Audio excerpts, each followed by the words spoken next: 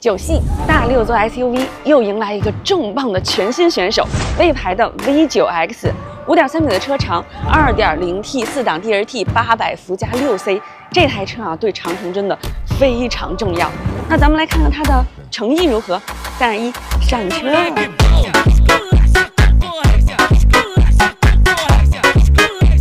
不过宝贝们，你们刚才听出我这个声音了吗？因为我现在其实发着烧的，所以我的嗓子也已然是哑了，你们只能是凑合听。不过，请大家帮我点点赞吧！看着一仔还带病坚持工作的份上，虽然嗓子状态不好，但是这台车，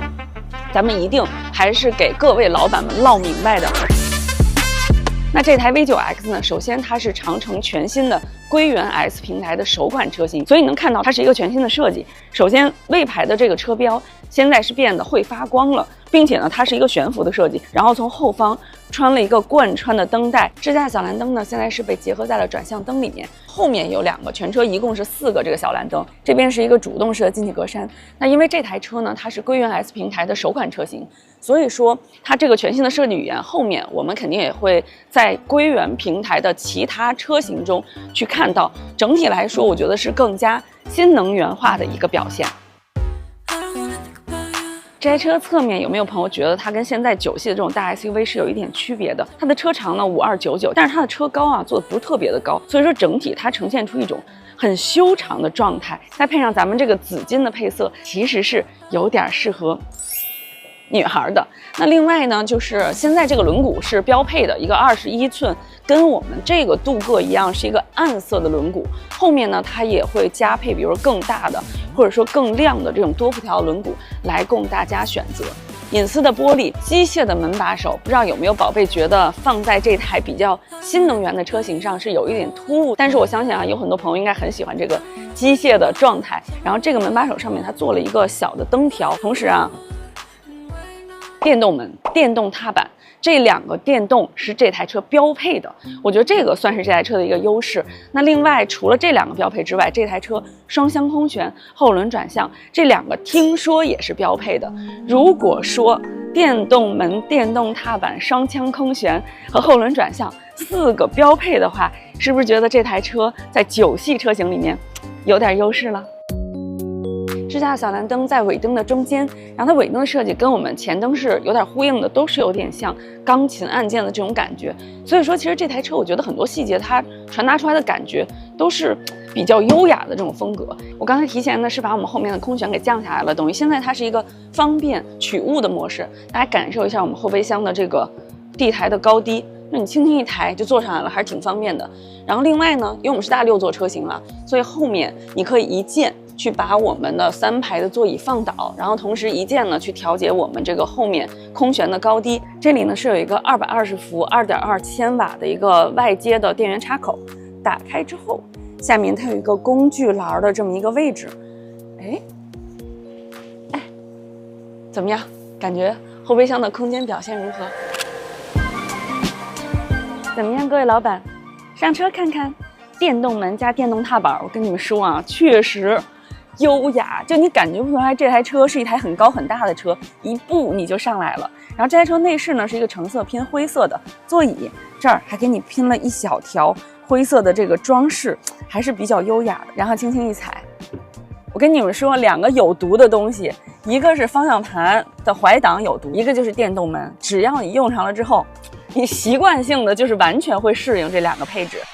座椅呢不是特别软的风格，它的舒适度、宽大度还是不错的。然后这车里有一个我打赌你们没有见过的功能啊，你们感受一下，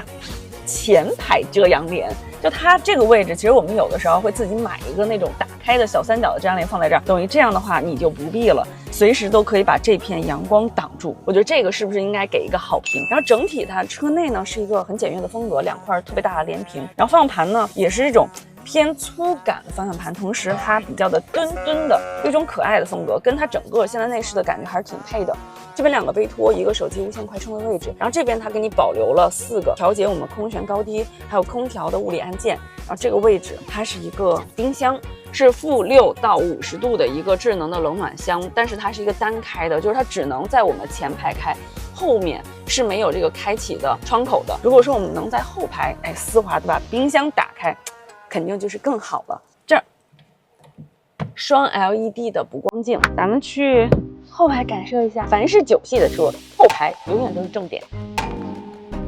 4门电动，不得不说啊，这个电动门配上电吸之后，马上优雅的感觉就来了。就觉得这种情况下，这个后排还是有点老板味的体验的。我们现在后排2个座椅它不是完全平权的，因为只有我这个位置的座椅它是有零重力的。这边这个座椅呢，它是下面的这个位置给你留出了一个小抽屉的这么一个空间，比较的女生友好。那整体的这个2排空间，大家可以感觉一下。刚才咱们看外观的时候也说了，这台车的高度啊不是特别的高，但是你坐进来之后，你发现其实它的头部空间是丝毫没有受影响的。然后上面呢是一个这个大的天幕，它同时有物理遮阳帘，是可以直接给它关上的。这边也有一个这个物理的遮阳帘。第3排、第2排，包括主驾，还有我们上面2个天窗，都是配备了物理遮阳帘的。这个我估计好多宝贝应该是给个好评。然后后面这2个座椅的扶手都是手动调节的，它不是特别的宽，旁边呢集成了像我们一键零重力座椅啊，一键去打开按摩等等这些功能，我们也可以随时给它推上去。我们这4个座椅是通风、加热、按摩都有。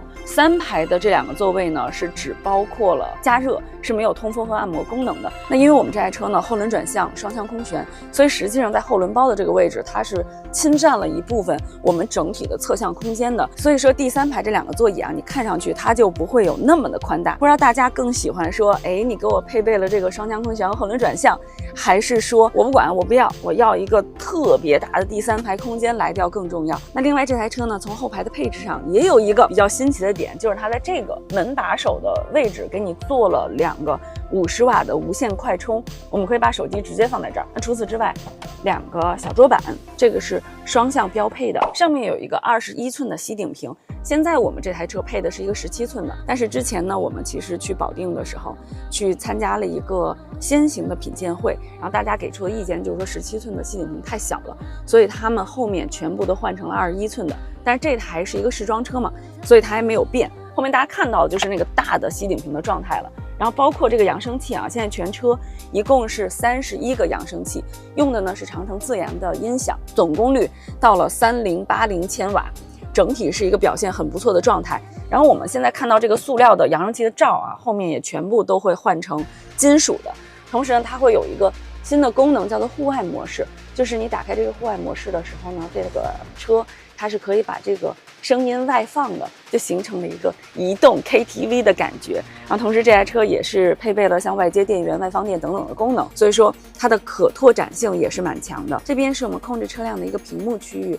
因为咱们刚才也说了，就是它这个冰箱呢，它是只能前面打，后面是没有这个冰箱的开口的，所以说它这个位置就变成了一个小的储物空间，等于说你要是想喝热水，你只能让你的司机朋友帮你去拿了。那另外这台车4个头枕音响，然后同时前后排的这个玻璃全部都是双层夹胶的，所以其实我们会发现这些大9系的大6座 SUV， 它们从这个后排的配置上，大家都是大差不差的。那最重要的，我认为其实是开起来，然后我们再来坐在这个位置去体验它的平稳感是不是非常的好，它的静谧性是不是非常好，这个还是蛮重要的。刚才呢说了这台车是归元 S 平台的首款车，但是没有说到底什么是这个归元 S 平台。其实简单的来说呢，就一个词 AI， 说白了就是这台车啊，它的可能性、兼容性，包括它的自研性都会更高。而且这个平台呢，它可以适配所有的动力形式，包括我们这台车是一个 2.0T Hi4 的动力，后面这台 V9X 也会出纯电的动力。